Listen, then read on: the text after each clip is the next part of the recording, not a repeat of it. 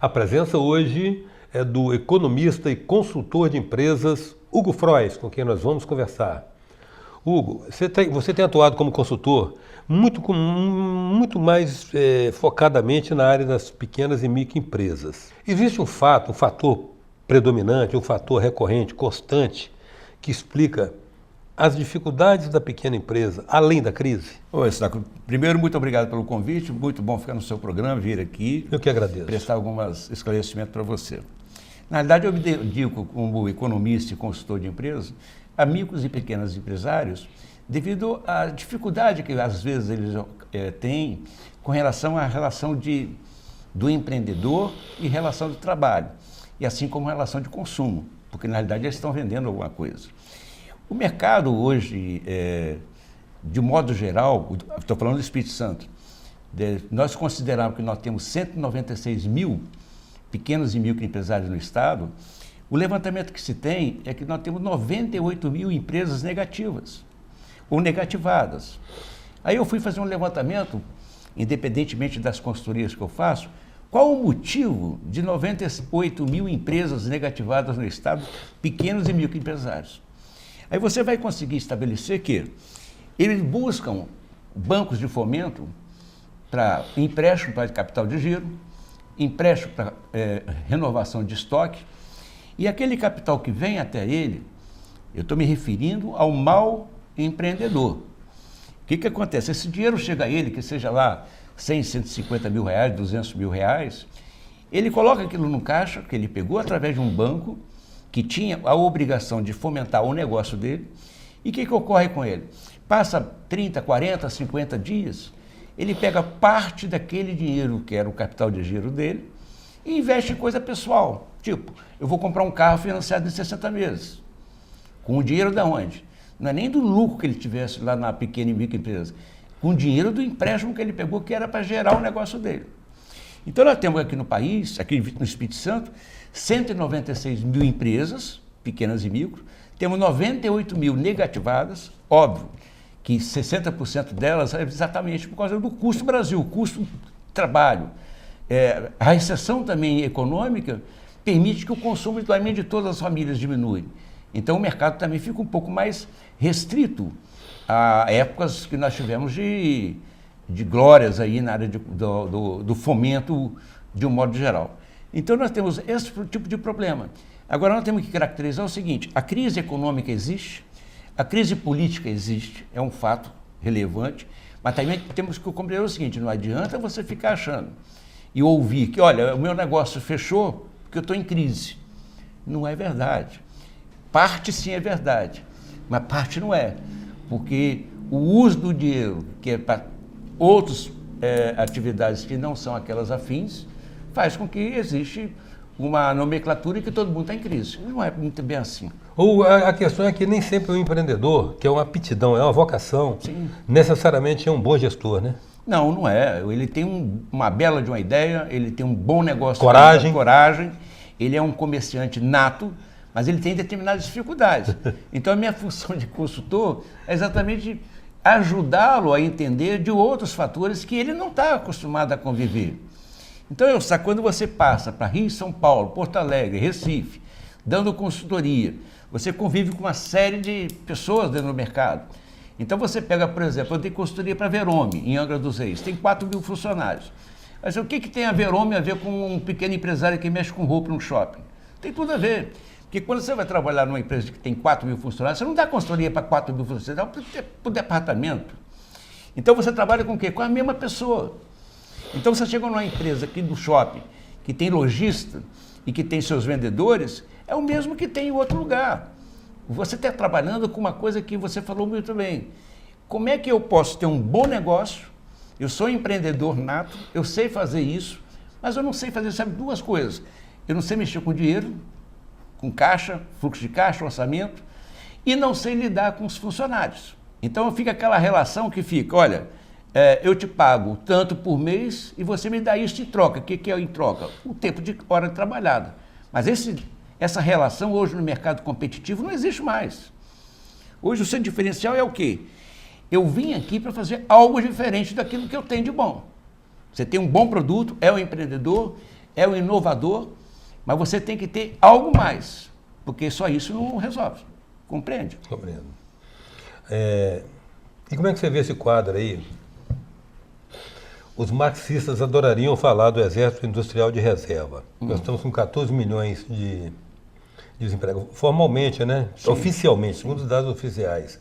Mais uns 4 ou 5 milhões dos chamados desalentados. Né? Além daqueles que estão na informalidade.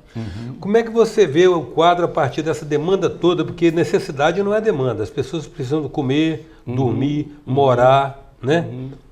Precisam consumir, mas não tem renda para poder. Como é que você vê esse quadro?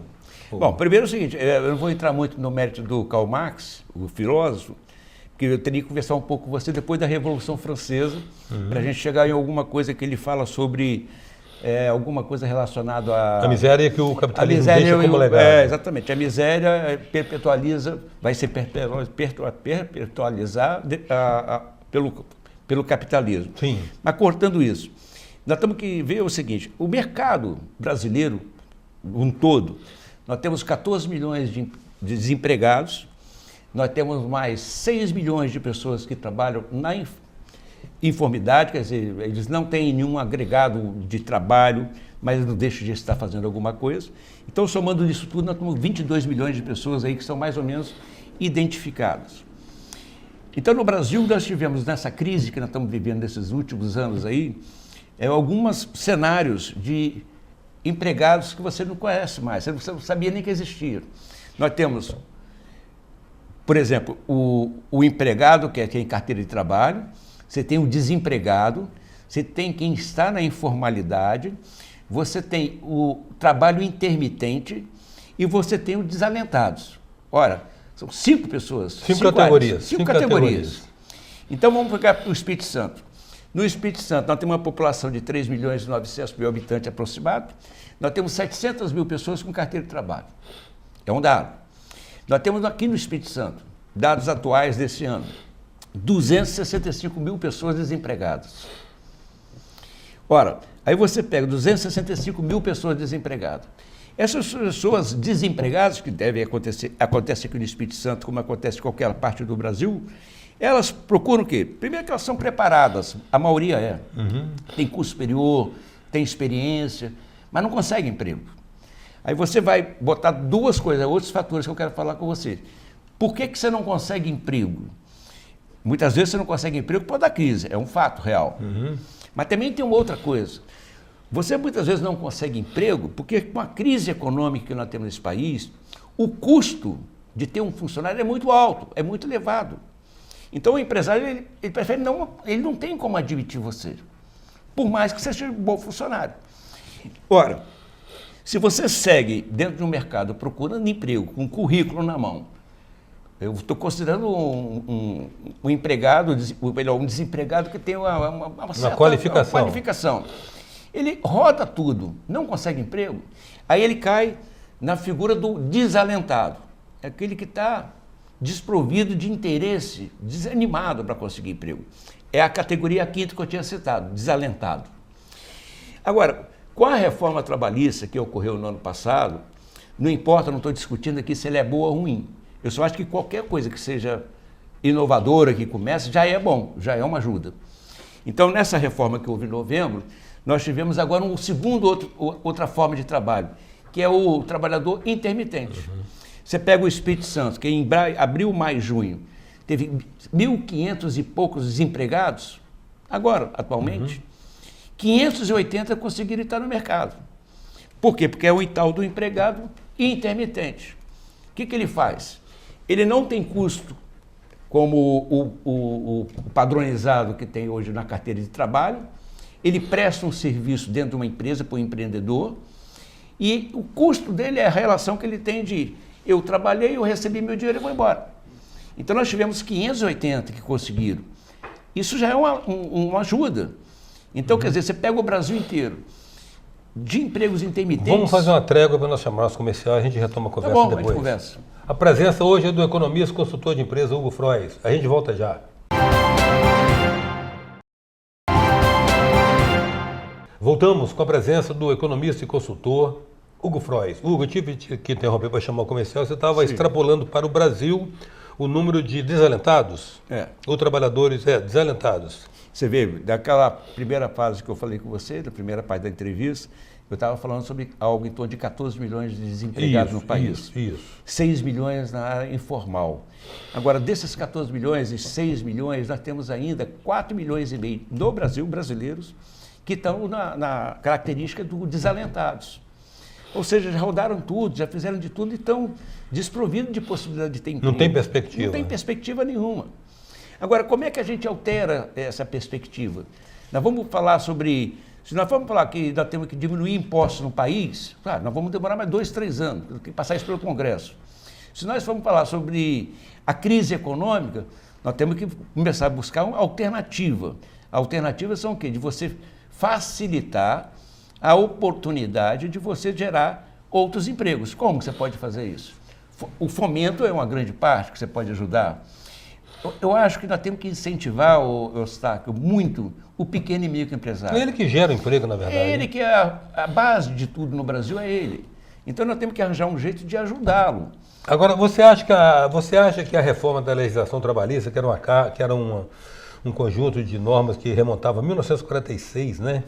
Ela foi tímida, porque ela consagrou a terceirização, o trabalho intermitente, ela trouxe aquela questão do ônus da sucumbência na demanda trabalhista. Sim, lógico. Acabou com aquela fábrica, né?